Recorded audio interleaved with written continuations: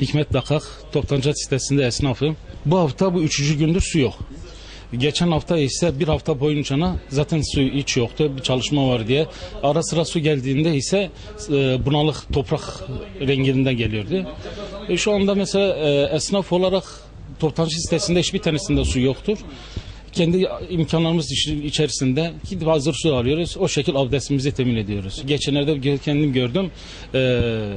Esnaf kendi parasıyla bir tanker su aldırttı. Camide diğer esnaflar kendi abdest alsın diye şey yapmıştılar. Şikayet etmek için müracaat edeceğiz kendisiyle. Ya gerekenleri yapsın. İsterseniz bir bakın tankçilerle beraber su getiriyorlar çocuklar. Sırf abdest alsınlar diye.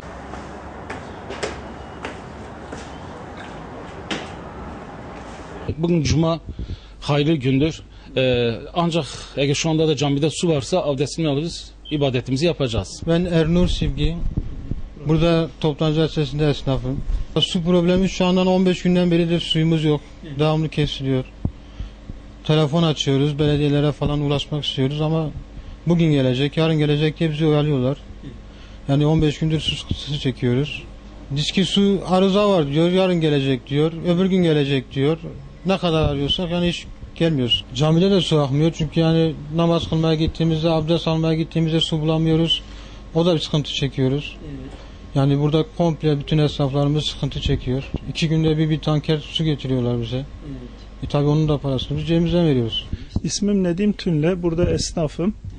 Şimdi bizim sorunumuz su ile ilgili. Bu yaklaşık 1 senedir bu sorunu yaşıyoruz. Sularımız sürekli düzensiz olarak geliyordu. Son 15-16 gündür temelden gelmemeye başladı. Şimdi biz bu sorunu DİSK'e bildirdik. Bizim site yönetimi araya girdi. Bir türlü bu soruna bir çözüm bulunmadı. Bu şikayetimiz bu belediyeden. Gelen suların çamurlu olduğunu duyduk. Yani DİSK'in bize söylediği sürekli bugün yarın hallolur denildi. İşte bir türlü de çalışma da görmedik. Yani site içerisinde çalışmanın yapıldığını falan söylediler. Ama hiçbir çalışmaya bir şahit olmadık kısacası. Bu Diyarbakır'ın sorunu. Yani özellikle sitemiz ticaretin en yoğun olduğu, Diyarbakır için en yoğun olduğu yer olmasına rağmen suyun olmaması büyük bir eksikliktir. Yetkililerin bu konuda duyarlı olmasını istiyoruz.